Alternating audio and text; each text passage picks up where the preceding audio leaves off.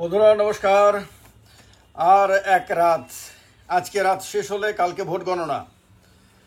সারা দেশ টকবক করে ফুটছে, সবার মনের মধ্যে হাজারো প্রশ্ন। সবচেয়ে বড় প্রশ্ন, কার পাল্লা ভারী?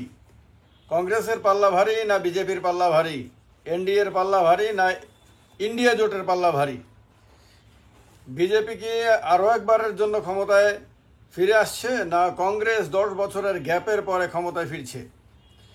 অনেক অনেক প্রশ্ন মানুষের মনের মধ্যে, মাথার মধ্যে কিলবিল কিলবিল করছে, এবং সবাই চেষ্টা করছেন টেলিভিশনের পর্দাতে, সোশ্যাল মিডিয়ার বিভিন্ন ভিডিও দেখে দেখে, বিভিন্ন জনের কথা শুনে সেগুলি আইডিয়া করা। নানান ধরনের অনেক মানুষ আছে, তাদের শুধু নেশা এটা রাজনীতির খবর রাখা।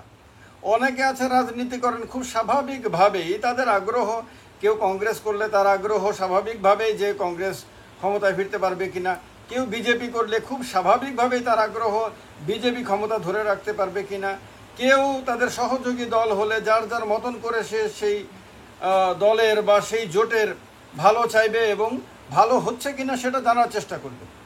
কিন্তু এর মাঝে এমন একটা দল আছে, এমন একটা মানে অংশ আছে যারা এইটা বোঝার জন্য আপ্রাণ চেষ্টা করছে যে কোন দিকে বৃষ্টি হতে যাচ্ছে আগামীকালকে। তারা ছাতা নিয়ে রেডি, তারা যেদিকে বৃষ্টি হবে সেই দিকে ছাতা ধরবে। এরা চুপচাপ আছে, একদম নীরব, চুপচাপে এরা লক্ষ্য রাখছে, ভেজা বেড়ালের মতন লক্ষ্য রাখছে মাছটা কোন দিকে, ইঁদুরটা কোন দিকে, তারা সেই দিকে তাদের দৃষ্টি। তারা শুধুমাত্র ছাতাটা নিয়ে আগামীকালকে দুপুরবেলায় কোন দলের বিজয় উৎসবে, বিজয় মিছিলে তারা যোগ দিতে হবে সেইটার জন্য অপেক্ষা করছে, সেইটা বোঝার চেষ্টা করছে।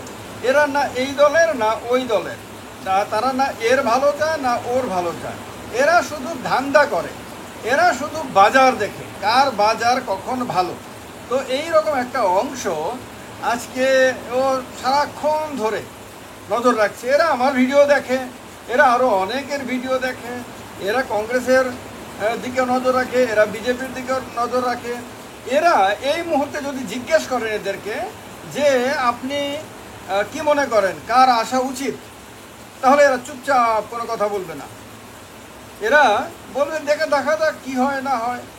কারণ এদের মনে মধ্যে চিন্তা আছে, যদি এরা এখন কংগ্রেসকে সাপোর্ট করে ফেলে, কালকে যদি বিজেপি চলে আসে তাহলে এই রিপোর্ট বেরিয়ে যেতে পারে।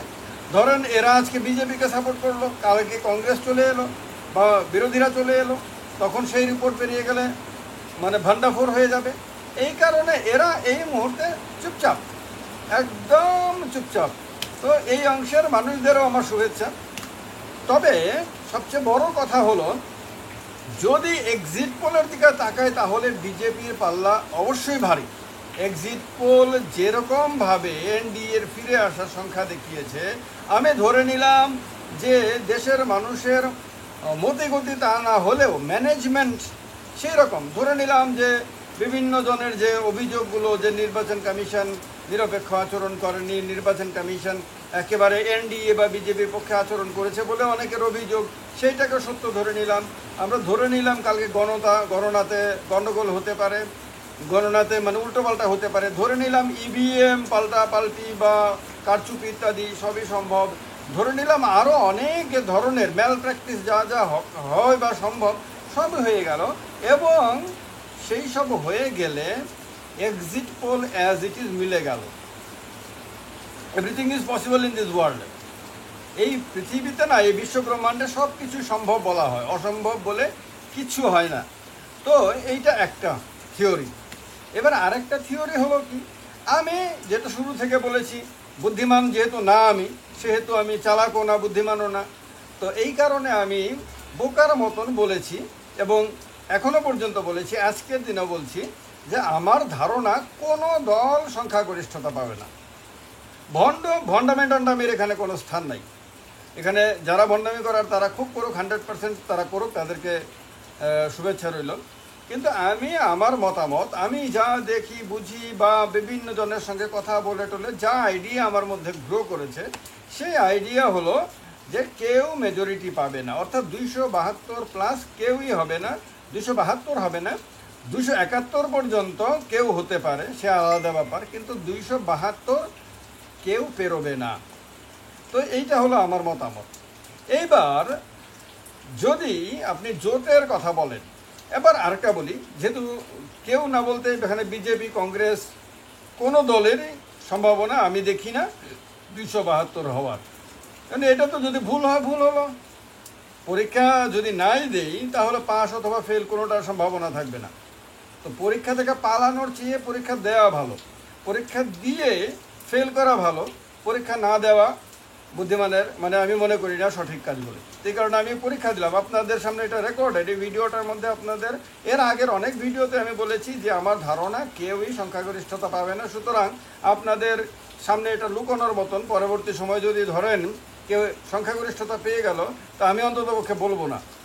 আর আপনাদের সামনে রেকর্ডও রয়ে গেছে, যে আপনারাও তখন বলতে পারবেন যে হ্যাঁ আপনি তো বলেছিলেন কেউ সংখ্যাগরিষ্ঠতা পাবে না, কিন্তু কেউ তো পেল, তার মানে আপনি ভুল। আমি বলবো ইয়েস আমি ভুল, তাহলে ভুল প্রমাণিত হয়েছি। এটা হলো আমার ধারণা। এইবার যদি বলেন যে ইন্ডিয়া জোট কি তাহলে ক্ষমতা ফিরে আসবে, ক্ষমতা চলে আসবে, আমি বলবো এটা আমার ধারণা যে ইন্ডিয়া জোটের পক্ষে মেজরিটি পাওয়া খুব কঠিন কাজ বলে আমার মনে হয়। এখন এটাতেও হয়তো কেউ কেউ কেউ দ্বিমত পোষণ করতে পারেন, প্রত্যেকের অধিকার রয়েছে দ্বিমত পোষণ করার। আমি যদি ভুল প্রমাণিত হই সেটা আমি বলবো যে হ্যাঁ আমি ভুল প্রমাণিত হয়েছি। এটা আমি বললাম আজকে আমার মনে হয় ইন্ডিয়া জোটও 272+ পাবে না।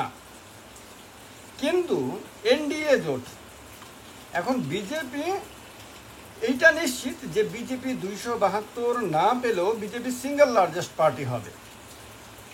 সিঙ্গেল লার্জেস্ট পার্টি হওয়ার পরে রাষ্ট্রপতি খুব স্বাভাবিকভাবে, আমার ধারণা অনুসারে রাষ্ট্রপতি বর্তমান প্রধানমন্ত্রী নরেন্দ্র মোদী, যিনি নতুন মানে এমপিদেরও লিডার হবেন এ ব্যাপারে আমার কোনো সন্দেহ নাই, বিজেপির এমপিদের আর কি, সংসদীয় দলের তিনি নেতা হবেন। নেতা হলে পরে দলনেতা সিঙ্গেল লার্জেস্ট পার্টির লিডারকে রাষ্ট্রপতি নতুন সরকার গড়ার জন্য, শপথ গ্রহণ করার জন্য আমন্ত্রণ জানাবেন।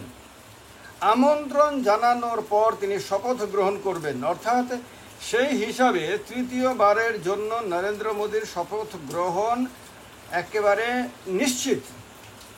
এ ব্যাপারে আমার মনে কোনো ধরনের সন্দেহ নাই।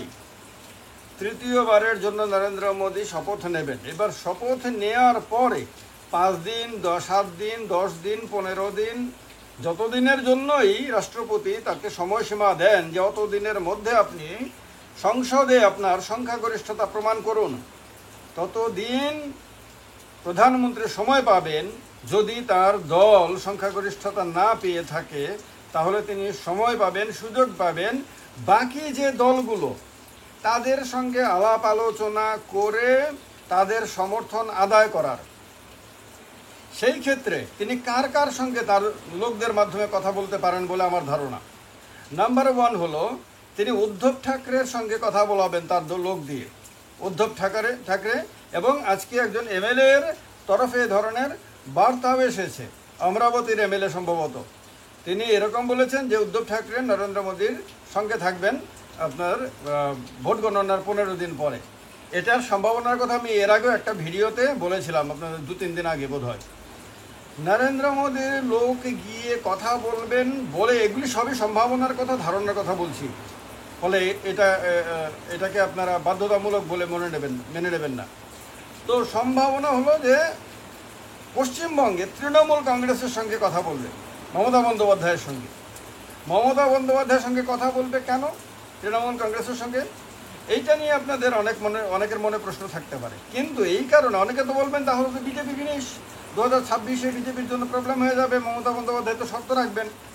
কিন্তু এইটা করার মূল কারণ হলো যে তৃণমূল কংগ্রেসের সঙ্গে যে শত্রুতা, মানে বৈরিতা, বর্তমানে রাজনৈতিক তীব্র মারমার কাটকাট অবস্থা, এইটা কমে যাবে। এবং এইটা কমে যাওয়ার বেনিফিট তৃণমূল যতটুকু নেবে তার চেয়ে অনেক গুণ বেশি বেনিফিট নেবে বিজেপির কর্মীরা। সেই ক্ষেত্রে আরামে, অনেক আয়াসে, অনেক বাধা বিঘ্ন ছাড়া তারা গ্রামে গ্রামে ঢুকতে পারবে, তারা সেখানে সংগঠন করতে পারবে। যেহেতু জোট শরিক সেহেতু তৃণমূল কংগ্রেসও তাদেরকে বাধা দিতে পারবে না, দেবেও না। আর দিলেও সেটা সামান্য স্থানীয় স্তরে হবে। তো এইটার সুযোগ নেওয়ার জন্য বিজেপি তৃণমূল কংগ্রেসকে প্রস্তাব দেবে, যদি সংখ্যাগরিষ্ঠতা না আসে, সংখ্যাগরিষ্ঠতা আদায়ের জন্য দেবে। আর ওইটা হলো দূরদর্শী চিন্তাভাবনা। সেমটা বিজেপি করবে তামিলনাড়ুর ডিএমকের সঙ্গে, কারণ ডিএমকের সঙ্গে এর আগেও বিজেপির অ্যালায়েন্স হয়েছিল, যদি আপনাদের মনে থাকে, যে অটল বিহারী বাজপেয়ী একমাত্র প্রধানমন্ত্রী যিনি একটা রাজ্যের দুইটা পরস্পর বিরোধী দল, প্রতিদ্বন্দ্বী দল, এআইএডিএমকে এবং ডিএমকে দুইটাকে একই সঙ্গে ওনার জোটে এনেছিলেন। ওনার সঙ্গে ডিএমকেও ছিল বিজেপির নেতৃত্বাধীন জোটে, আবার এআইএডিএমকেও ছিল।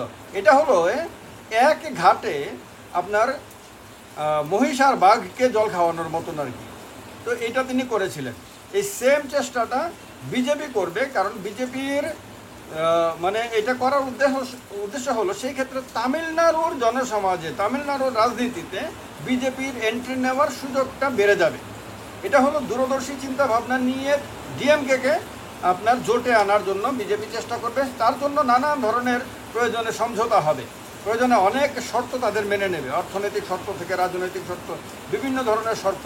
ইন দ্যাট কেসেস এরপরে বিজেপি টিডিপির সাহায্য পাবে, টিডিপির সঙ্গে সঙ্গে ওয়াইএসআর কংগ্রেসকেও আপনার অন্ধ্রপ্রদেশ থেকে সঙ্গে নিয়ে আসবে, অর্থাৎ তাদের দুজনের যা যা সিট সবগুলিকে সঙ্গে নিয়ে আসবে। বিজেপি সেম জিনিসটা উড়িষ্যাতে করবে। উড়িষ্যাতে বিজেডি হলো তার প্রধান প্রতিপক্ষ, বিজেপি সরকার এবারও সরকার গঠন করার সম্ভাবনা ম্যাক্সিমাম নবীন পট্টনায়কের নেতৃত্বে। কিন্তু সেই উড়িষ্যাতে বিজেপি এবং বিজেডি পরস্পর বিরোধী, পরস্পর প্রতিদ্বন্দ্বী হলেও ওই যে বললাম পশ্চিমবঙ্গ, সেম থিওরি অ্যাপ্লাই করে বিজেপি চেষ্টা করবে উড়িষ্যার নবীন পট্টনায়ককে, মানে বিজেডি দলকে তার সঙ্গে জোটে আনতে। এনে বিজেপি সংখ্যাগরিষ্ঠতা প্রমাণ করার চেষ্টা করবে। এটা হলো বিজেপির স্ট্র্যাটেজি, যেটা আমার ধারণা অনুযায়ী। এবং এইভাবে সেই রকম সিচুয়েশনে বিজেপি এইভাবে সংখ্যাগরিষ্ঠতা অর্জন করার চেষ্টা করব, এটা হলো একটা মত। এবারে তাহলে কি ইন্ডিয়া জোটের জন্য শুধুই নিরাশা? No, not at all. Number one হলো যে ইন্ডিয়া জোট ভালো সংখ্যক আসন পাওয়ার কথা, এবং এটা যদি মানে জোটের জন্য, জোট যদি সংখ্যাগরিষ্ঠতার কাছাকাছি পর্যন্ত পৌঁছে যায়, 250-260 পর্যন্ত পৌঁছে যায়, অবাক হব না, আমি অন্ততপক্ষে অবাক হব না। কিন্তু আমার ধারণা হলো এই জোট 272 প্লাস পাবে। যদিও নেতারা বলবেন, নেতারা তো বলতেই হবে কর্মীদের মনোবল বাড়ানোর জন্য, এবং অ্যাক্সিডেন্টালি হয়েও যেতে পারে, যেমন অ্যাক্সিডেন্টালি বিজেপিও আপনার সংখ্যাগরিষ্ঠতা পেতে পারে। এটা হলো আরেকটা মত।